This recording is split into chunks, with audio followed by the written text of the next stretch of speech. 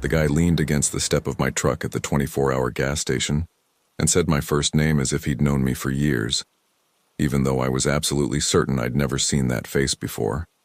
I still had the door slightly open, finishing a coffee I'd bought inside, and the calm way he said it didn't fit the situation. Truck drivers quickly learn to identify people wanting to chat or get money, but this seemed different.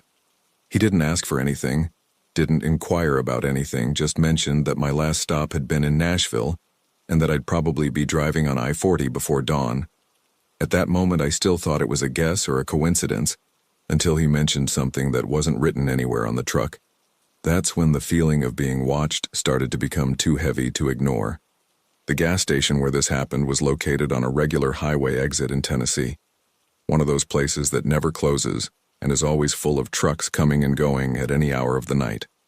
I had stopped there because I still had a few hours before my delivery window, and the place was usually quiet enough to stretch my legs and have coffee. The cargo on that trip was simple: boxes of automotive parts going to a warehouse near Knoxville. Nothing sensitive, nothing that warranted special attention. Even so, as I was parking, I thought I saw a dark sedan slowly driving through the yard before disappearing near the diesel pumps. The clock on the dashboard showed a little after 2 in the morning when I turned off the engine. The air was humid, and the constant noise of compressors and idling trucks filled the entire yard. Some drivers were walking into the store, others were sleeping with the curtains closed.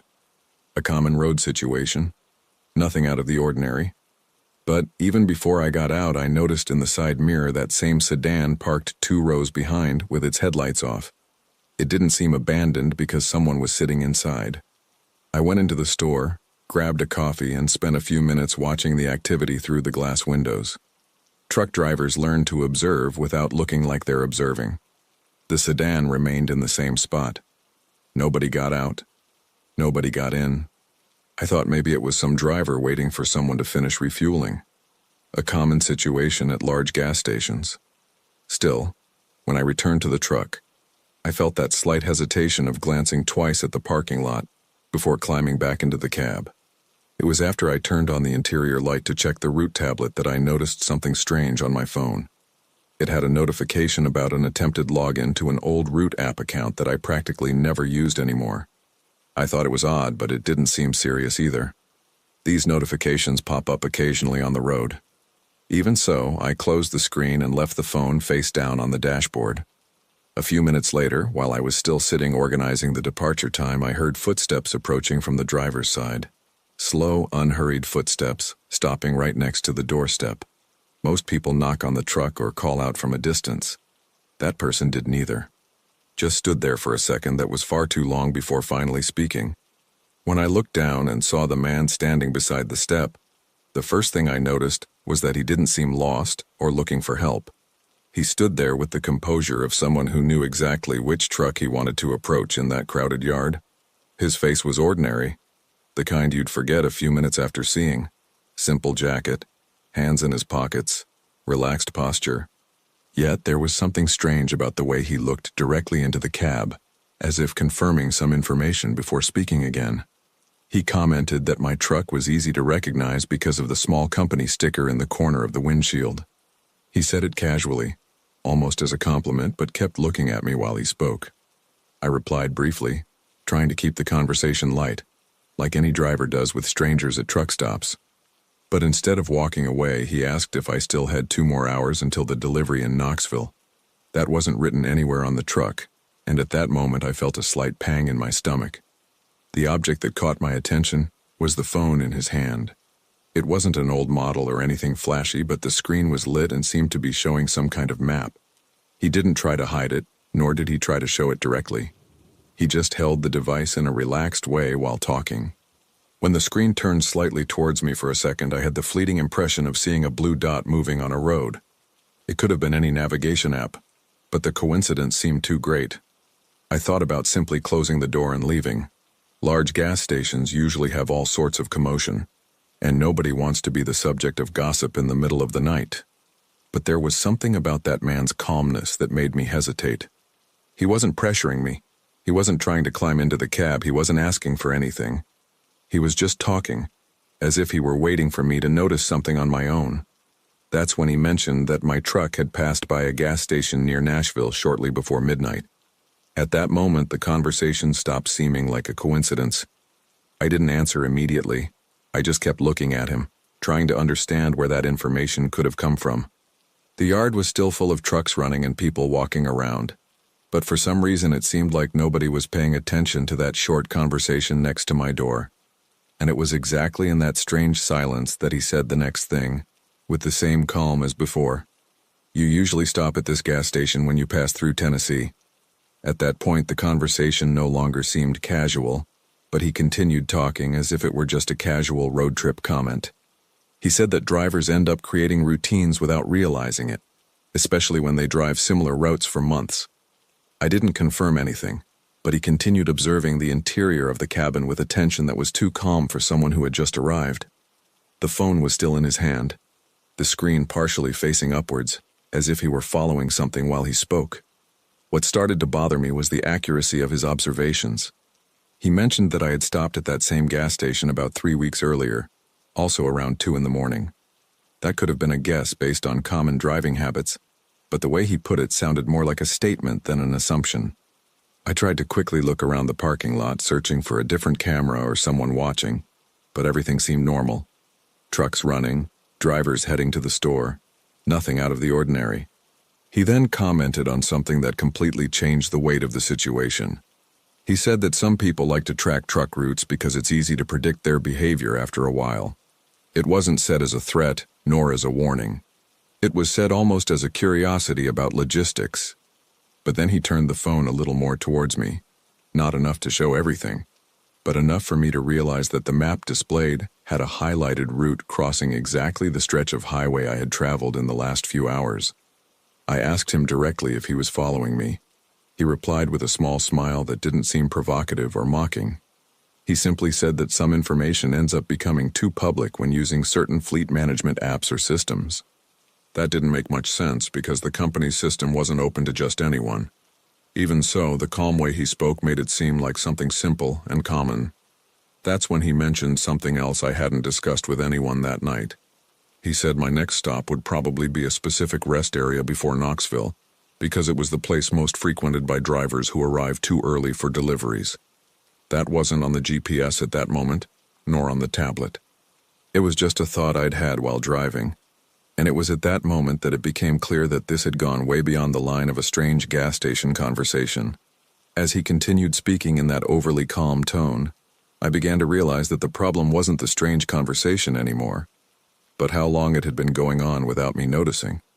Long-haul drivers end up creating predictable routines without realizing it, especially when they drive the same routes for months. But knowing a routine is one thing. Having personal details displayed on a phone screen is something else entirely. Then he fiddled with the device for a second, and the screen turned towards me. My full name was clearly written there. I got out of the truck immediately and stared straight at his phone. He didn't move away or try to hide it too quickly. He just turned the screen around again and said he wasn't trying to cause trouble. He just wanted to show how certain information gets exposed when someone knows how to look properly. The gas station parking lot was still bustling with activity, trucks running and people going into the store, but nobody seemed to be paying attention. That's when another driver walked past behind him, and I took the opportunity to speak loudly, asking why he had my personal information on that phone. His demeanor changed instantly. His change in posture was slight, but enough to realize that the situation had escalated beyond what he expected. He put his phone back in his jacket pocket and said he wasn't doing anything illegal, just showing something anyone could find out with enough time and interest. I was no longer interested in continuing the conversation. By this point, 2 other drivers were watching from a distance, probably because my voice had risen slightly when I asked about the data on the phone. That was enough for the gas station attendant to come out the door and ask if everything was all right. When I mentioned that the man had my personal information on his phone, the situation changed drastically. The employee called the manager, who in turn said he would file a police report because this had already caused problems with other drivers in the parking lot. The man tried to explain something about accessing public data, but ended up being taken inside the store while they called the local police. I waited outside for a few minutes until I realized that this simple stop in the early morning had turned into an official report. At the end of the trip, in addition to the delivery being delayed by a few hours, my name ended up included in the police report of the incident. After the police arrived, they took the man inside the store for a chat while I stayed outside with another gas station employee, noting down some basic information about the truck and the route. It didn't take long for them to discover that he had been seen at other gas stations in the area doing something similar with different drivers. Nothing violent, nothing direct enough to warrant a serious charge, but strange enough to justify a formal report. I finished explaining what had happened, signed the simple report they asked for, and went back to the cab when everything finally calmed down. I left that gas station before dawn, following the highway as planned hours earlier. The cargo arrived at its destination, the day continued normally, and no one at the company paid much attention when I explained the delay. Even so, that same week I deleted some old apps, reviewed all the accounts I used on the road, and stopped disclosing any route details publicly. Because after that early morning in Tennessee, one thing became clear to me. Some people don't need to be inside the truck to know exactly where you are. Before we move on to the next story, I'd really appreciate it if you could drop a comment letting me know where you're listening from and what time it is there right now. I honestly love seeing how far these stories travel. It's also a huge help for the channel because it signals to YouTube that the content is actually worth sharing with more people. And if you're enjoying the video so far, don't forget to hit the like button too. Alright, let's get into the next one. The first sign that something was wrong wasn't a noise or a warning light on the dashboard. It was the strange feeling that the trailer was responding half a second late on a long curve of the Missouri highway. Those who drive heavy trucks learn to recognize the load's behavior almost as an extension of the steering wheel itself. At that moment, it felt like there was a weight shifting differently than normal. I quickly glanced in the mirrors and everything seemed stable behind me. No open doors, no visible swaying. Even so, the feeling persisted, and the more miles I drove, the clearer it became that it wasn't just my imagination. The route that night was straightforward, traversing a long stretch of open highway in Missouri before heading into the next state shortly after dawn. The cargo consisted of industrial equipment packed in large boxes, all secured with internal straps inside the dry trailer. Nothing particularly fragile, but it wasn't light cargo either. I had left the terminal a few hours earlier and everything had been checked normally at the exit gate. Seal applied, documentation signed, and visual inspection done as usual. At least at that moment there was absolutely nothing out of the ordinary. The early morning hours were calm on the road, with light traffic and few lights besides the trucks scattered along the highway. This type of stretch is usually the most peaceful to drive because there are almost no interruptions. Even so, after a few miles I began to notice small differences in the vehicle's behavior. It wasn't something visible in the mirrors, but the truck seemed to react a little differently when I made adjustments to the steering wheel or reduced speed. Nothing abrupt, nothing that forced me to stop immediately. Just that uncomfortable feeling that the weight in the back wasn't exactly as it should be. I checked the instruments a few times to confirm there were no warnings about pressure, temperature, or any mechanical problems. Everything was normal. The mirrors also showed the trailer aligned as always. Even so, on two longer curves, I again felt that slight delay in the load's reaction. Truck drivers usually rely heavily on this perception because it's what warns them when something starts to go wrong. But at that moment, there was no clear technical sign that justified stopping on the shoulder. That's why I kept driving for a few more miles, trying to figure out if it was just an impression caused by the uneven road. The asphalt in that stretch had some old undulations that sometimes make the vehicle seem heavier than it actually is. Even so, something kept catching my attention. During a simple overtaking maneuver, when I returned to the right lane, the trailer took a little longer than it should have to stabilize behind the truck. That's when I decided to slow down and take a closer look in the side mirrors. The trailer continued to appear normal, doors closed, lights working, no strange movement visible. But at that exact moment, something small finally appeared in the field of vision of the right mirror. Something in the rear door mechanism wasn't exactly in the same position as it usually is during a trip. I slowed down a bit more and started looking more closely in the right mirror. The trailer still seemed aligned and stable, but there was something different about the rear door latch assembly. It wasn't open, it wasn't wobbling, but the small metal arm of the mechanism seemed to be in a position I didn't remember seeing before during the trip. This kind of detail often goes unnoticed by those who don't work with trucks every day, but drivers end up visually memorizing these things after years of looking in the mirror. I continued driving for a few miles, trying to confirm if it was really different, or just the angle of the light from the highway. The illumination came mainly from the headlights of the trucks behind and the reflective plates of the trailer itself. Even so, on 2 longer straight stretches, it was possible to see better. The seal that should have been attached to the lock seemed slightly displaced. Not completely broken, but also not exactly as it usually is when it comes straight from the terminal. At that point, I started to wonder if it could have just been road vibration or some poorly done adjustment in the yard before departure. This sometimes happens when the seal isn't perfectly fitted into the locking mechanism. Still, that feeling in the load's behavior kept appearing on the wider curves of the highway. Nothing dangerous at that moment, just a slightly different response that kept coming back. That's when I decided to leave the main lane and look for a wide shoulder a few miles ahead. It wasn't an ideal place for a full inspection, but it would be enough to quickly check the trailer doors.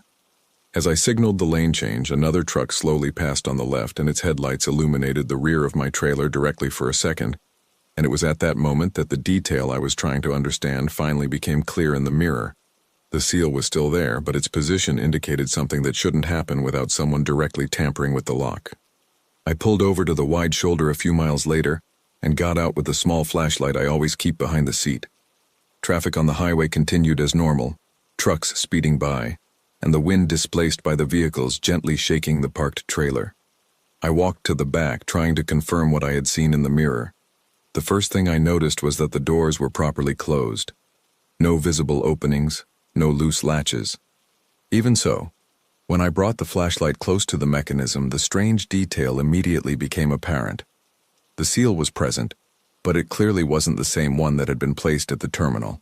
To someone looking quickly, it might go unnoticed, but those who work with cargo learn to identify these small differences. The number engraved on the seal didn't match the one on the shipping document. Furthermore, its attachment to the mechanism seemed rushed, as if someone had resealed it after opening it.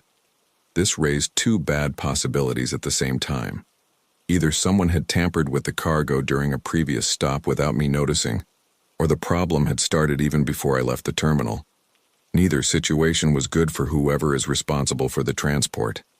Even so, at that moment, the doors were closed and there was no visible sign of external tampering, other than that detail on the seal.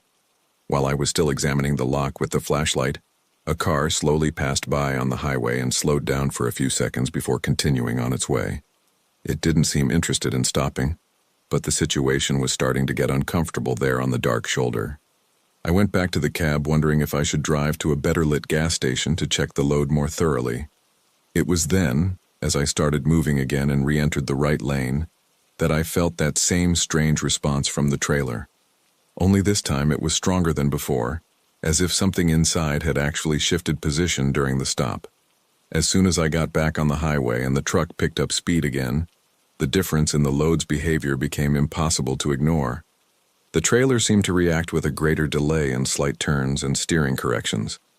It wasn't something that showed up in the mirrors, but it was clearly felt throughout the entire vehicle.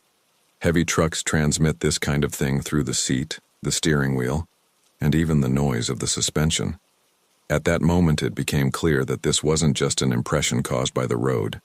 A few miles later, I had to slow down because of a construction area that narrowed the road. When I applied the engine brake and let the truck decelerate, the trailer responded with a slight internal movement that I hadn't felt before. It wasn't a strong jolt, but it was enough to realize that something inside had moved incorrectly. That explained the strange sensation on the curves. The weight of the load was no longer exactly where it should be. It was at that moment that I understood the problem wasn't just the tampered seal. Someone had probably opened the trailer at some point along the way and tampered with the boxes inside. Maybe trying to remove something, maybe just searching. The result was that part of the load was now misaligned. And even without an accident, that already meant one thing for sure when I arrived at my destination. The damage had already been done. I decided to continue to the first large gas station I came across to check the situation more calmly. Driving on the shoulder wasn't safe, and opening the trailer in the darkness of the highway didn't seem like a good idea either. I maintained a lower speed than normal and drove a few miles observing the behavior of the vehicle. On each long curve, I could feel the internal weight responding erratically. It didn't completely compromise the steering, but it made it clear that something inside the trailer was no longer properly secured. When I finally entered the well-lit parking lot of the gas station, I parked away from the pumps and went straight to check the rear doors again. The tampered seal was still there, confirming that someone had tampered with the cargo at some point along the route. I carefully opened the doors and illuminated the interior with my flashlight. Several large boxes were leaning against the side wall of the trailer, and 2 tie-down straps had been removed. It didn't look like complete cargo theft, but clearly someone had gotten in there and moved things around enough to compromise the weight distribution. I spent almost 40 minutes reorganizing what I could alone inside the trailer before closing the doors again. Even so, some boxes were already crushed and some of the merchandise had been damaged by the movement during the trip. I notified the company in the early morning and continued the journey after I managed to minimally stabilize the load. When the delivery was checked at the destination, what I had suspected since stopping on the shoulder was confirmed. Some of the material was no longer usable. The financial loss was recorded in my trip report. After delivery, warehouse personnel checked the entire load before completely unloading the trailer. Some boxes were merely misplaced, but others had been compressed by the weight during the miles traveled due to the incorrect distribution. The supervisor noted everything in the report and took some photos to send to the carrier's insurance department. No one raised their voice or made a direct accusation, but it was clear that something had happened at some point along the route before arrival. The company asked me to report exactly when I noticed the strange behavior of the trailer and on which stretch of highway I made the first stop. They also asked about the tampered seal because the number didn't match what was on the original cargo document. This kind of thing goes into an internal investigation and usually takes weeks to fully clarify. For me, at that moment, all that remained was to accurately record everything and move on to the next shipment. Since then, one thing has changed in my road trip routine. Whenever I stop to refuel or rest, I do a quick check of the trailer locks and seals before returning to the cab. It may seem like a small detail, but that morning in Missouri, it only took someone fiddling with the tailgate for a few minutes to turn an ordinary trip into a loss report. On the road, sometimes the problem doesn't appear when it happens. It only starts to be felt miles later. I was starting to line up the truck to back into the dock when a man appeared out of nowhere, knocking twice on the cab door and showing a DOT badge as if the inspection was mandatory at that very moment. The problem is, this was happening inside a private industrial area in New Jersey, not at a weigh station or inspection checkpoint. Even so, he spoke with the confidence of someone who had done this many times before. He said he needed to quickly check documentation and a few things on the trailer before I continued the maneuver. At first, it seemed like just roadside bureaucracy. But within seconds, details began to emerge that didn't match any real inspection I had ever seen. That morning's delivery was to a large industrial area in northern New Jersey, one of those regions full of logistics warehouses, narrow truck lanes, and a constant flow of trucks coming and going. I had arrived a little before the scheduled time and was waiting for dock instructions while organizing the cargo papers on the panel. The yard wasn't exactly quiet, but it wasn't crowded either. 2 trucks were maneuvering ahead, and a forklift was passing near one of the warehouse doors. The cargo was simple: pallets of packaged components coming from the Midwest, destined for smaller deliveries. Nothing sensitive, nothing requiring special inspection. The normal procedure there was to enter the gate, register the dock number, and wait for a signal from the warehouse employee. I was already starting to line up the truck for the maneuver when the man appeared, walking across the yard wearing a reflective vest and a name tag around his neck. At first it didn't seem strange. Large industrial areas usually have inspectors, security, or warehouse staff circulating in the yard. He walked with a firm step and looked directly at the truck as he approached. When he got close to the cab, he knocked twice on the door and raised his badge quickly enough to show only the large letters, DOT. Even so, one small thing caught my attention right away. Actual DOT inspections rarely begin in the middle of a maneuver on private property. especially without a patrol car, cones, or any other officer nearby. Still, I opened the window slightly to hear what he wanted, because sometimes companies hire internal inspections or audits that follow similar rules. That's when he asked for my transport documents and said he needed to do a quick check on the truck before I parked at the dock. While he was talking, he was already looking at the back of the trailer as if he were looking for something specific back there. I was still partially aligned with the truck for the loading dock when he repeated that he needed to see the documents before I could complete the maneuver. His manner of speaking was direct, without much explanation, as if it were standard procedure. Even so, there were small things that didn't add up. He didn't ask me to turn off the engine, didn't ask me to engage the parking brake, and didn't mention an inspection number. He simply held out his hand, expecting the papers. As I reached for the folder on the dashboard, I took a closer look at the badge he was wearing around his neck. The large letters did indeed say DOT, but the rest of the information seemed too generic for an official document. I couldn't read his agent number or state identification. Furthermore, his reflective vest was completely ordinary, the kind anyone buys at a hardware store. Still, he maintained a calm demeanor, as if he were used to drivers handing over their documents without question. The object that caught my attention the most at that moment was a small clipboard he held in his other hand. There was no official form attached to it, just a folded sheet of paper with some loose notes. Real inspections usually have long lists, codes, and specific fields. This looked more like an improvised list than any kind of technical document. I handed him only the cargo manifest through the window, keeping the rest of the documents with me. He glanced quickly at the paper but didn't seem truly interested in the information there. Instead, he turned and looked again at the back of the trailer, as if assessing something he hadn't yet properly examined. That's when he said he needed to check the inside of the trailer before unloading, because he had received information about irregularities in loads arriving in that industrial area. The way he spoke seemed rehearsed, but the procedure simply didn't make sense for that type of delivery. When he mentioned that he needed to check the inside of the trailer before unloading, something started to become clearer in my head. Real inspections rarely require the immediate opening of cargo inside a private yard without the presence of a warehouse manager. Even so, he continued to act as if this were normal procedure. He took 2 steps toward the back of the truck and looked at the trailer doors as if he were already expecting me to get out and open them. As he walked behind the truck, I took a closer look around. The industrial yard continued to operate normally. Forklifts crisscrossing between warehouses and 2 other trucks waiting to dock a few yards ahead. Neither of them appeared to be undergoing any inspection. There was also no official vehicle, no inspection pickup truck nor any other agent circulating there. I got out of the cab more to observe than to cooperate at that moment. He was already standing behind the trailer, looking directly at the door seal.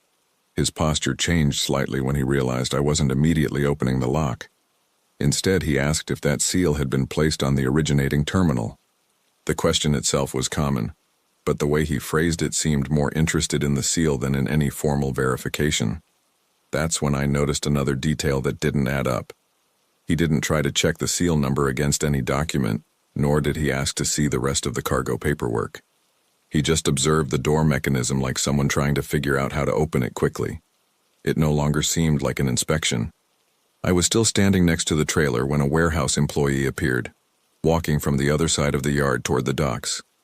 It was at that moment that the attitude of the man with the name tag began to subtly change. As the warehouse employee began to approach the docks, the man with the badge glanced at him for a second. It was a small reaction, but enough to realize that this wasn't part of any official procedure. If it were truly a DOT inspection, the presence of someone from the warehouse wouldn't make any difference. Even so, he shifted his position slightly and looked back at me as if trying to speed things up. He then asked me again to open the trailer for a quick check. This time his tone wasn't as confident as before. I replied that any inspection there would need to be done with the warehouse manager present or with an official vehicle in attendance. As soon as I mentioned that, his expression changed almost immediately. It wasn't visible nervousness, but the confidence he had shown just minutes before simply vanished. That's when I realized he was still holding the clipboard, but without really looking at it. It seemed more like an accessory than part of any real work.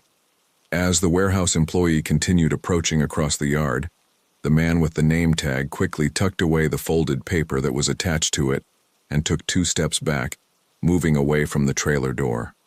At that point, it was already clear that the inspection had never actually taken place. The curious detail is that he didn't argue, didn't insist, and didn't try to explain anything. He simply looked one more time at the door seal as if confirming something, turned his body, and began walking in the opposite direction from the courtyard. And that's when it became clear that it wasn't just a misunderstanding during an inspection.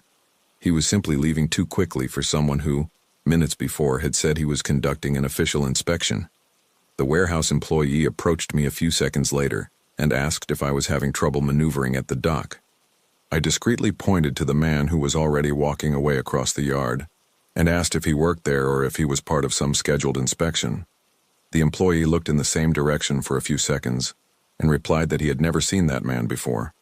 He also commented that DOT inspections never took place in that yard without prior notice to the warehouse management.